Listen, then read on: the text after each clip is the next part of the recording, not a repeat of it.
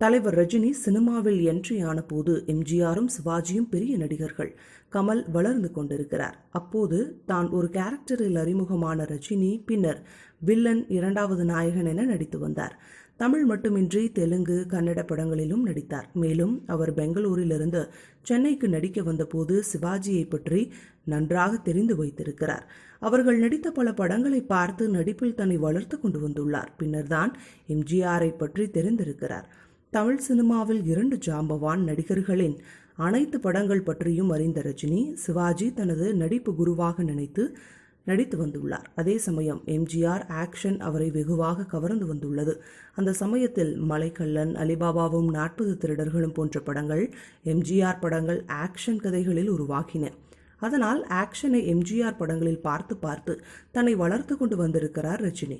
அதோடு ரஜினி வளர்ந்து வந்த நேரத்தில் அவர் நடித்த படங்களை பார்த்துள்ள எம்ஜிஆர் அவரை தட்டி கொடுத்து வாழ்த்தியும் வந்துள்ளார். இதை சில மேடைகளில் தெரிவித்துள்ள தலைவர் ரஜினி, தனது வாழ்க்கையில் சில முக்கிய விஷயங்கள் தனக்கு கிடைப்பதற்கு காரணமாக இருந்தவர் என்றும் எம்ஜிஆரை பெருமையாக சொல்கிறார்.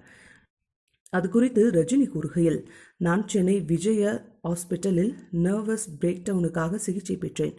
அதை வைத்துக்கொண்டு எனக்கு பெண் தர மறுத்தார்கள். ஆனால் அது மட்டும் காரணமல்ல, சினிமாக்காரனுக்கு பெண் கொடுக்க தயக்கம், அதுதான் உண்மை.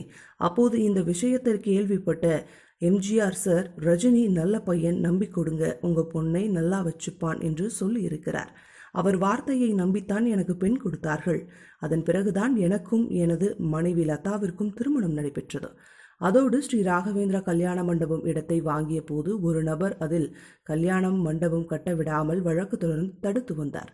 இதை எம்ஜிஆர் அவர்கள் முதல்வராக இருந்த போது அவரை சந்தித்து விஷயத்தை சொன்னேன்.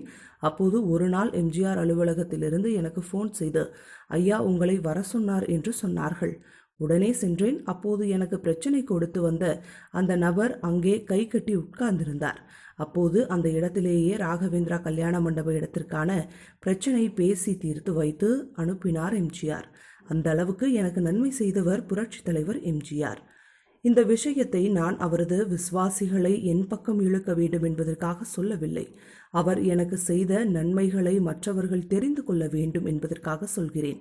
அந்த வகையில் அவர் மீது எனக்கு விசுவாசம் உண்டு. என் வாழ்க்கையின் முக்கிய விஷயங்களான என் மனைவி, ராகவேந்திரா கல்யாண மண்டபம் என்ற 2ம் எனக்கு கிடைக்க காரணமாக இருந்தவர் எம்ஜிஆர் சார் அவர்கள். இதை என் வாழ்நாளில் மறக்க முடியாது. எனக்கு மட்டுமல்ல, தமிழ்நாட்டு மக்களுக்கும் அவர் முதல்வரான பிறகு நிறைய நன்மைகளை செய்திருக்கிறார். அதனால்தான் அவரை போன்று அவர் வழியில் நல்லாட்சி கொடுக்க வேண்டும் என்று நான் அரசியலுக்கு வருகிறேன்.